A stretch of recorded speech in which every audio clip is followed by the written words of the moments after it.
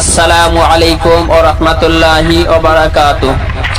সত্যের সন্ধানে মানবতার কল্যাণে ডব্লিউবি মুসলিম টিভি। ডব্লিউবি মুসলিম টিভির পর্দায় আপনাদের সকলকে জানাই আন্তরিক শুভেচ্ছা ও অভিনন্দন। আসসালামু আলাইকুম ওয়া রাহমাতুল্লাহি ওয়া বারাকাতুহু।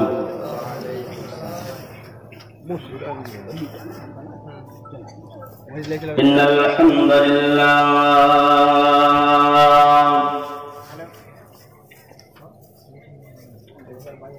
নাহমাদুহু ওয়া নাস্তাঈনুহু ওয়া নাস্তাগফিরুহু ওয়া নু'মিনু বিহি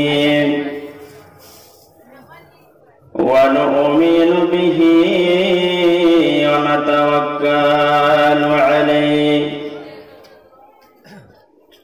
ونعوذ بالله من شرور أنفسنا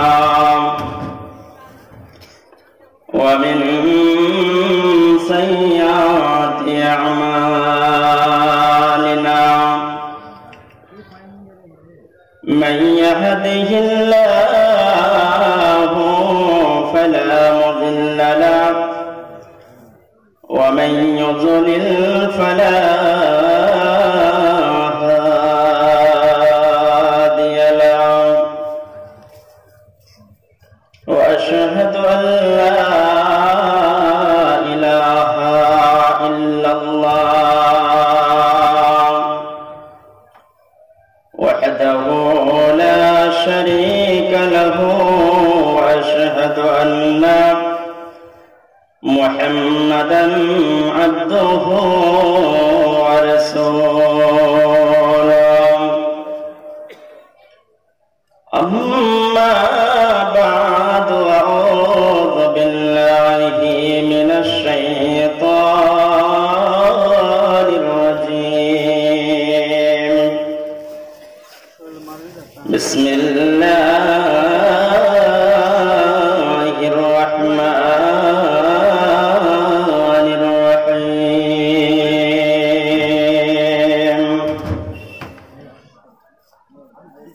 إن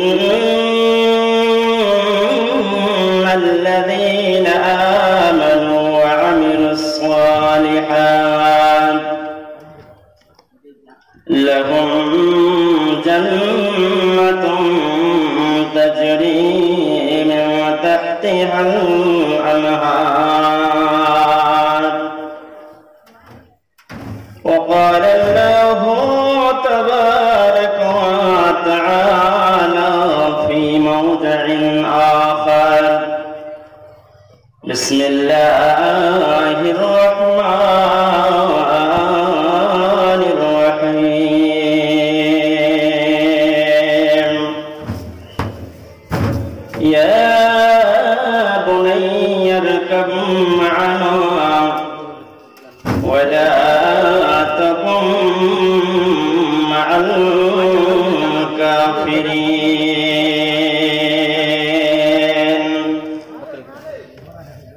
عن أنس رضي الله تعالى عنه قال قال رسول الله صلى الله عليه وسلم لا يؤمن أحدكم حتى أكون أحب إليه من والده ووالده والناس أجمعين.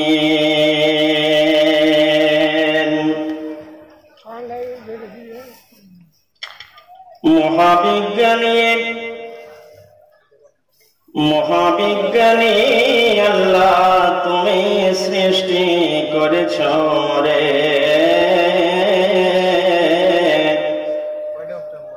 লক্ষ কোটিবার সিজদা মারি তোমার দরবারে।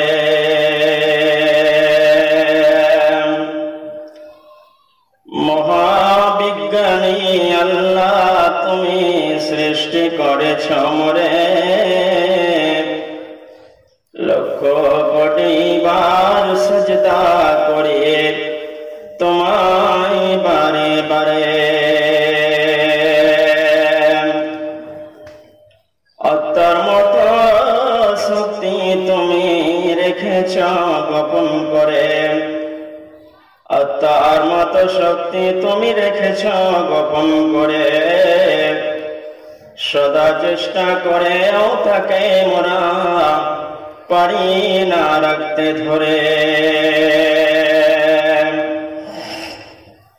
ডাক্তার বদ্ধ কবিরাজ, ডাক্তার বদ্ধ কবিরাজ যত পাগল হয়ে যায়, কোথায় থাকে আত্মা তারে খুঁজে নাহি পায়। সাগরের নোনা জল কেমনে মেঘের কোলে, সাগরের নোনা জল কেমনে মেঘের কোলে, আকাশ থেকে বৃষ্টি পড়ে সোনার ফসল ফলে।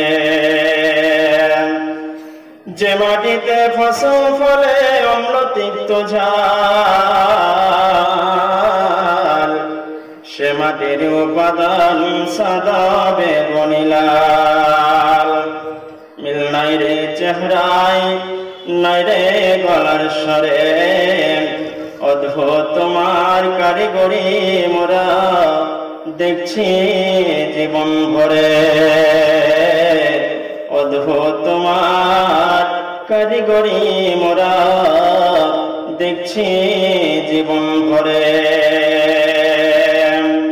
মোরা বিজ্ঞানী পারি শুধু ভাঙা গড়া, মোরা বিজ্ঞানী পারি শুধু ভাঙা গড়ার কাজ।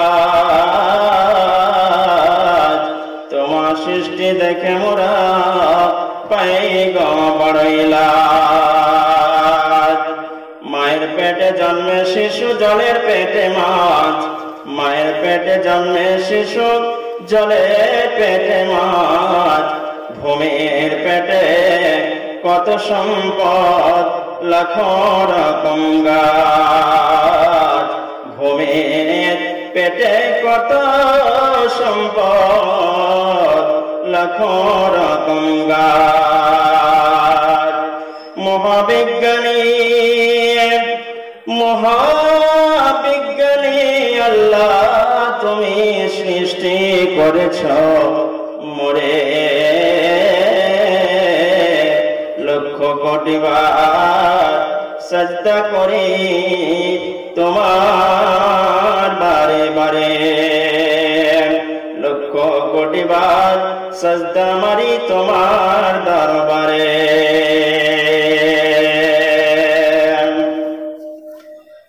শ্রদ্ধেয় সুযোগ আজকের সভাপতি, মঞ্চ উপবিষ্ট জ্ঞানীগুণী শ্রদ্ধাভাজন, সামনে আমার বসে থাকা দিনদার ইমানদার ভাই ও বাবাজি, পর্দার অন্তরালে বসে থাকা সরলা অবলা মা ও ভগ্নীগণ, সকলকে আন্তরিক ভালোবাসা, অভিবাদন, শুভেচ্ছা, ওয়েলকাম, প্রীতি, প্রশংসা, গুণগান, স্তুতিবাদ সেই মহান স্রষ্টা আল্লাহ সুবহানাহু ওয়া তাআলার নিমিত্তে, যিনি অক্ষয়, যিনি অব্যয়, যিনি অনাদি, যিনি অনন্ত অসীম। সেই মহান মনিবের প্রশংসা আমরা করে কেউ শেষ করতে পারবো না। সারা পৃথিবীর পানিগুলোকে যদি আমরা কালি বানাই এবং গাছপালাগুলোকে কেটে কলম তৈরি করি, এরপরে মহান মনিবের যদি আমরা প্রশংসা লিখতে আরম্ভ করি, তারপরেও শেষ হবে না। কাগজ শেষ হয়ে যাবে, কলমের কালি খতম হয়ে যাবে, আল্লাহর প্রশংসা আমরা শেষ করতে পারবো না। তবুও তিনার শিখিয়ে দেওয়া বাক্য আমরা সকলে উচ্চারণ করি, তার নামাজ হালালি করি, শুকরিয়া জ্ঞাপন করি, সকলে বলি আলহামদুলিল্লাহ।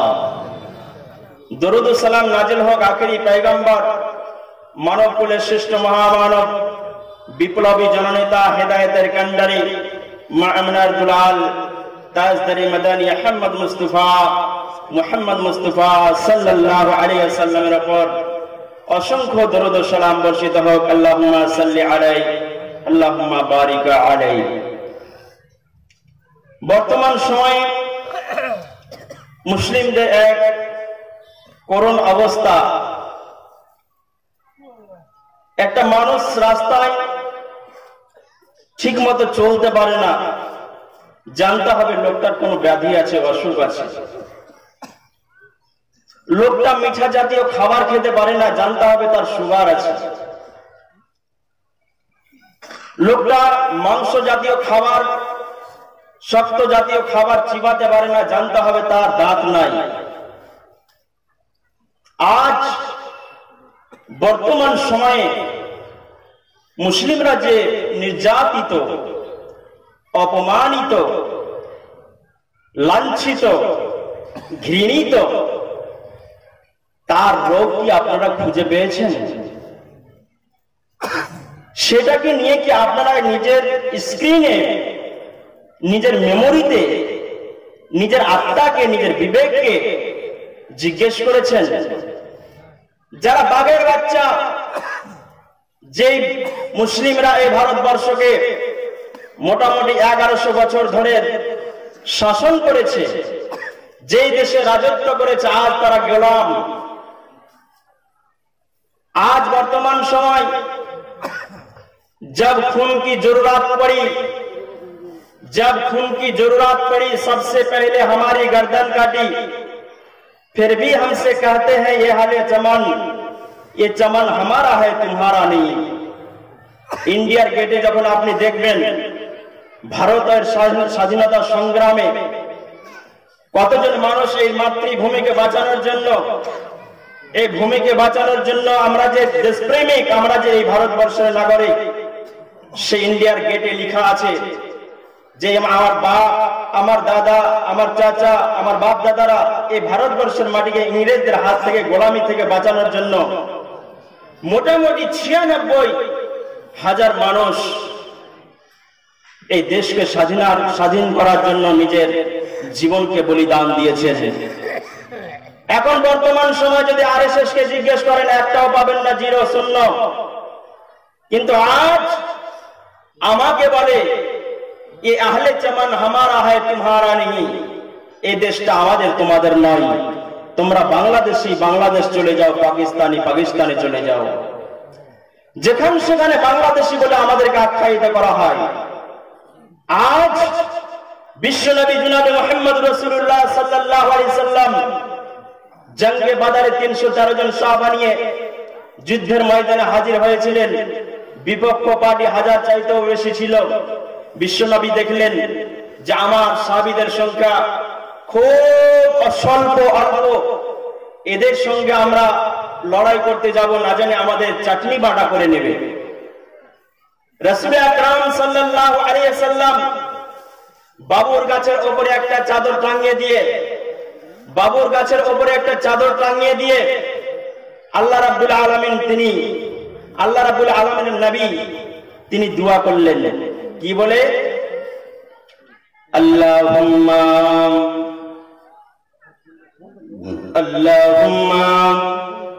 ইন তাহলিক হাযিহিল ইসাবা লাম তু'বাদ ফীহি আবাদা। আল্লাহুম্মা ইন তাহলিক হাযিহিল ইসাবা लम तुअबद फीही अबदा। हे अल्लाह, তোমার কোরআনের বাণীকে প্রতিষ্ঠিত করার জন্য, তোমার দ্বীনকে কায়েম করার জন্য, তোমার মাদ্রাসা যেন চলে, মসজিদ যেন চলে, তোমার দ্বীন বেঁচে থাকে, ধর্ম বেঁচে থাকে, এর জন্য এই কিছু 304 জন সাহাবা নিয়ে আমি তোমার দ্বীনকে কায়েম করার জন্য এই জায়গায় এসেছি। অতএব বিরোধীদের কাছে যদি আমাদের পরাস্ত করে দাও, আমরা যদি হেরে যাই, তোমার মসজিদে তালা লেগে যাবে, তোমার মাদ্রাসায় তালা লেগে যাবে, কোরআন তেলাওয়াত করনে वाला আর কেউ থাকবে না, কোরআন পড়নে वाला আর কেউ থাকবে না। অতএব তোমার হাতে আমি সঁপে দিলাম। আল্লাহুম্মা ইন তাহলিক হাযিহিল ইসাবা লাম তু'বাদ ফীহি আবাদা। হে আল্লাহ, এই বিরোধীদের কাছে যদি আমার সাথী সঙ্গীরা পরাস্ত হয়ে যায়, এরা যদি হেরে যায়, তাহলে রব্বে কারীম তোমার দুনিয়ায় মসজিদে, তোমার মাদ্রাসায় আর ইবাদত করনেওয়ালা কেউ থাকবে না, মসজিদে তোমার মিনারে আর আজান হবে না। অতএব আল্লাহ তোমার উপরে ছেড়ে দিলাম। যেমন দোয়া করা কবুল হয়ে গেল, যেমন দোয়া করা কবুল হয়ে গেল, সেই নবীর উম্মত আমরা। আজকে আমি বলছিলাম আপনাদেরকে একটু আগে, একটা লোক মিঠা জাতীয় খাবার খেতে পায় না, তার কোনো কারণ আছে নিশ্চয় আপনারা জানবেন, যে সেই লোকটার সুগার আছে বলে মিঠা জাতীয় খাবার ডাক্তার বলে দিয়েছেন তুমি মিঠা জাতীয় খাবার তুমি খেতে পাবে না, বলে সে খায় না। আজকে আমরা লাঞ্ছিত, অপমানিত কেন জানেন? ঈমান বলে একটি সম্পদ আছে, ঈমান বলে একটি বস্তু আছে, জিনিস আছে, সেই ঈমান আজ আমাদের কাছে অধিকাংশ মানুষের কাছে নাই।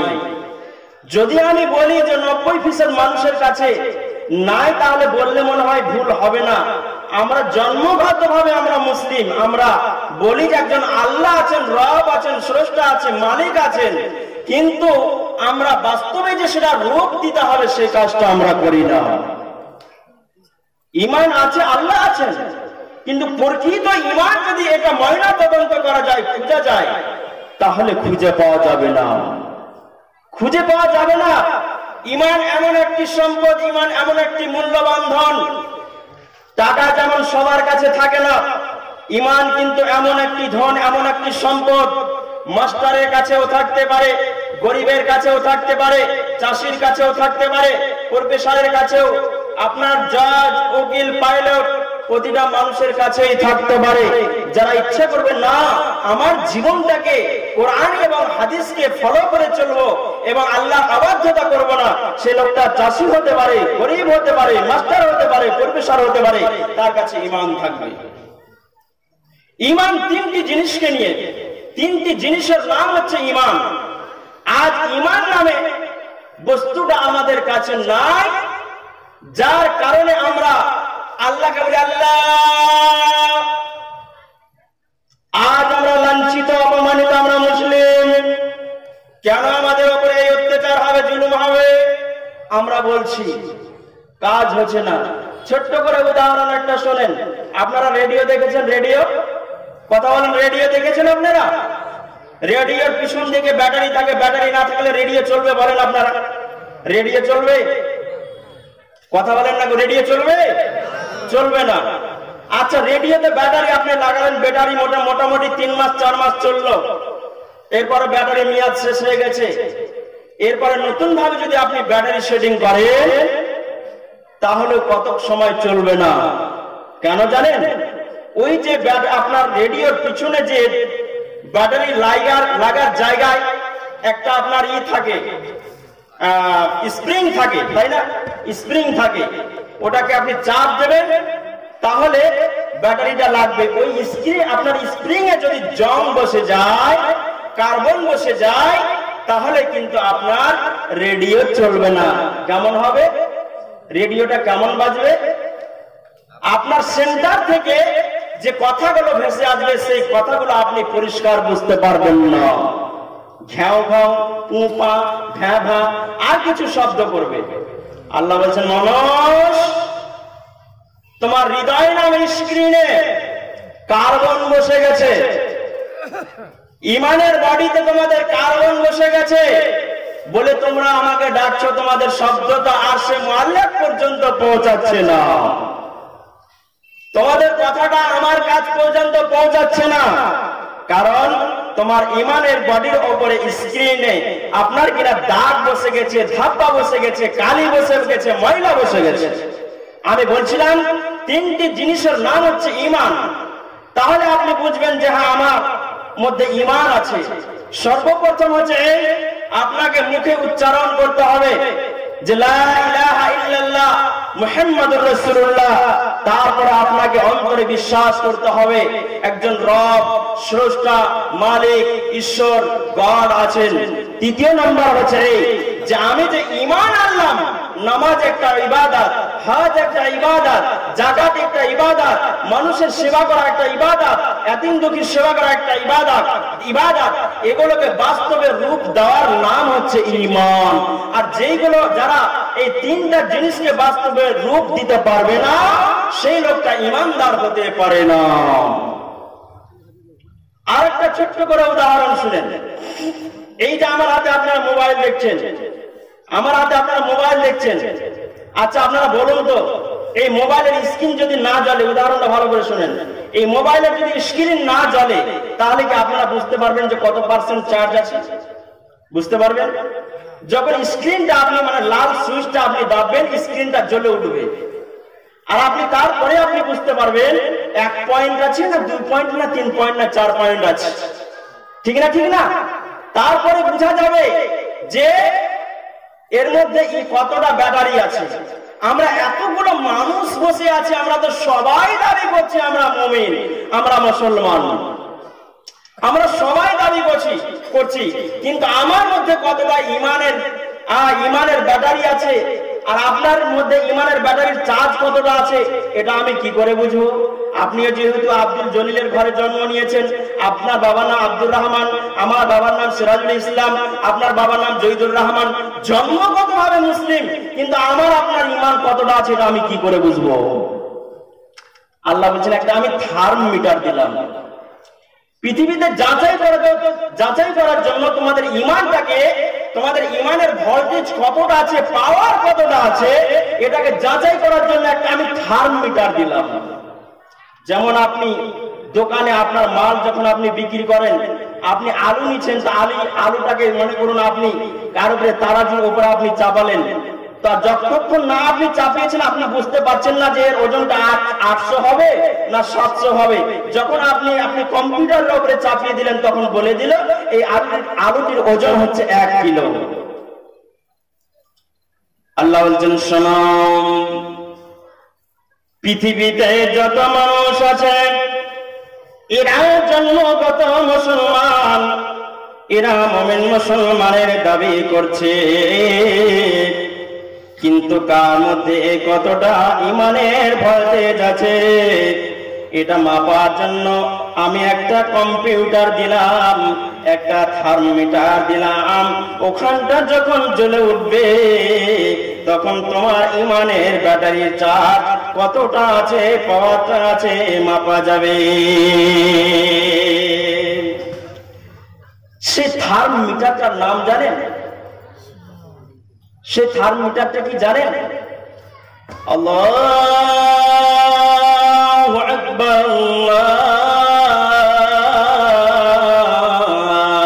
আল্লাহু আকবার, আশহাদু আল্লা ইলাহা ইল্লাল্লাহ, আশহাদু আন্না মুহাম্মাদার রাসূলুল্লাহ।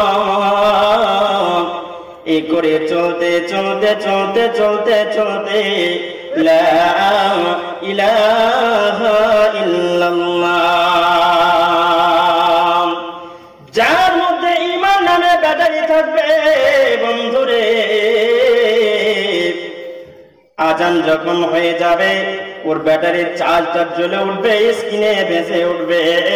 যার মধ্যে ঈমান নামে ব্যাটারি থাকবে না বন্ধুরে, ওই লোকটা মসজিদে যাবে না। জেনে নিতে হবে লোকটার মধ্যে ঈমান নাই। আর যে লোকটা আজান শোনার পরে মসজিদে চলে যাবে, জেনে নিতে হবে ওই লোকটার মধ্যে ঈমান আছে। জি, আজান হওয়ার পরে পরে যে লোকটা মসজিদে যাবে জানতে হবে ওর মধ্যে ঈমান আছে। আর যে লোকটা মসজিদে উপর হয়ে পড়বে না, সাজদা করার জন্য যাবে না, জেনে নিতে হবে তার মধ্যে ঈমানের চার্জ ভোল্টেজ নাই। আল্লাহ বলছেন শোনো, শুধু তাই নাই, পৃথিবীতে যতগুলো মানুষ আছে এরা দাবি করছে বটে আমি মুমিন, আমি মুসলমান, কিন্তু বন্ধুরে প্রকৃত মুমিন কারা? প্রকৃত মুত্তাকি কারা, প্রকৃত ঈমানদার কারা, তার একটা উদাহরণ মাবুদ আল্লাহ তিনি পেশ করছেন। আল্লাহ রাব্বুল আলামিন তিনি বলছেন, শোনো মুমিন, তোমরা কি করে বুঝবে আমার মধ্যে ঈমান আছে, আর কি করে তোমরা বুঝবে না যে আমার মধ্যে ঈমান নাই? আমি তার সংজ্ঞাটা আমি বর্ণনা করলাম, তার উদাহরণটা আমি আল্লাহ তোমাদের সামনে বর্ণনা করলাম। আল্লাহ রাব্বুল আলামিন তিনি বলছেন, বিসমিল্লাহির রহমানির রহিম, ইন্নামাল মুমিনুনা আল্লাযীনা ইযা যুকিরাল্লাহু ওয়াজিলাত কুলুবুহুম ওয়া ইযা তুলিয়াত আলাইহিম আয়াতুহু জাদাতুহুম ঈমানা ওয়া আলা রাব্বিহিম ইয়াতাওয়াক্কালুন। মুমিনকে আমার আল্লাহ তার সংজ্ঞাটা তিনি বর্ণনা করছেন, ইন্নামাল মুমিনুনা আল্লাযীনা ইযা যুকিরাল্লাহ, যখন আমার জিকির আজকার করা হবে, মুমিন যে লোকটা হবে, ওয়াজিলাত কুলুবুহুম, এতগুলো মানুষ যারা বসে আছেন, আপনারা বলেন আল্লাহর বাণী বর্ণনা হয়, জিকির আজকার হয়, আপনাদেরকে হৃদয় কি কেঁপে ওঠে? যাদের হৃদয় কেঁপে উঠে তারাকে জেনে নিতে হবে আমার ঈমান আছে, আর যার হৃদয় কেঁপে উঠে না জেনে নিতে হবে বন্ধুরে তার মধ্যে ঈমান নাই। ঈমান আছে বটে, পরিপূর্ণ ঈমান নাই, ওতে ফুঁকা লাগা ঈমান আছে। ঈমান আছে হয়তো ফুঁকা লাগা ঈমান, খুব সরষার মতো একটা ঈমানের দানা তার অন্তরে পড়ে আছে। ওয়াজিলাত কুলুবুহুম আইযা তুলিয়াত আলাইহিম আয়াতুহু জাদাতুহুম ঈমানা। আল্লাহর কোরআন তেলাওয়াত করা হবে, আর এই তেলাওয়াত শোনার পরে পরে তাদের ঈমানটা বৃদ্ধি পাবে। শুধু তাই নয়, ঈমানই শুধু বৃদ্ধি পাবে না, তারা কি করবে? বালা মুসিবতে, আপদ বিপদে শুধুমাত্র আল্লাহকে তারা আল্লাহর উপরে আস্থা অর্জন করবে, কোন এমএলএ এর উপরে, এমপির উপরে তারা ভরসা করবে না, আশা ভরসা করবে না। ওয়া আলা রাব্বিহিম ইয়াতাওয়াক্কালুন, তারা আল্লাহর উপরে ভরসা রাখবে। তাহলে আমরা এই আয়াতটা থেকে বুঝতে পারলাম যে আল্লাহ তার সংজ্ঞা বর্ণনা করছেন যে আমার জিকির যখন বর্ণনা করা হবে তাদের অন্তরটা দ্রু দ্রু করে কাঁপবে, আর আমার কোরআন যখন সে তেলাওয়াত করবে বা অন্য কেউ তেলাওয়াত করবে তার ঈমানটা বৃদ্ধি পাবে। ওয়াজিলাত কুলুবুহুম ওয়া ইযা তুলিয়াত আলাইহিম জাদাতুহুম ঈমানা, তার ঈমানটা বৃদ্ধি পাবে। ছিল 70 ভোল্টেজের হয়ে যাবে 100 ভোল্টেজের। আচ্ছা আপনারা বলেন, ছোট্ট করে একটা কথা বলেন, কানাকে যদি আপনারা চশমা পরান, কানা যে অন্ধ চোখে দেখতে পায় না, ওকে যদি আপনি লাল চশমা পরান পৃথিবীটা দেখতে পাবে? কেমন দেখবে আপনারা বলেন তো? কথা বলেন আমার সঙ্গে, বলেন, কথা বলেন। কানাকে যদি আপনারা লাল চশমা পরান তাহলে ও কেমন পৃথিবীটা দেখবে? লাল দেখবে নাকি? না, কিছুই দেখতে পাবে না, যেমন ছিল তাই থাকবে। ওকে যদি সাদা চশমা পরান হবে কাজ? হবে না। সবুজ রঙের হবে না। এক কথায় যে কোয়ালিটির যে কোন রং বিরঙের আপনি তাকে চশমা পরান না কেন, চশমা পরিয়ে কানাকে কোনো লাভ হবে না। এক ভদ্রলোক চোখে দেখতে খুব কম পাচ্ছে, এক ভদ্রলোক চোখে দেখতে খুব কম পাচ্ছে বলে ডাক্তারের কাছে গেল। ডাক্তার মশাইকে বলছেন, ডাক্তার বাবু, চোখে আমি খুব কম দেখছি, আমার একটু ব্যবস্থা করে দেন না। আমি মানুষকে পরিষ্কার দেখতে পেছি না, রাস্তায় যখন চলছি তখন ভালো মতো আমি দেখতে পাচ্ছি না, অতএব আমার একটু সুব্যবস্থা করে দেন, আমার ট্রিটমেন্ট করে দেন।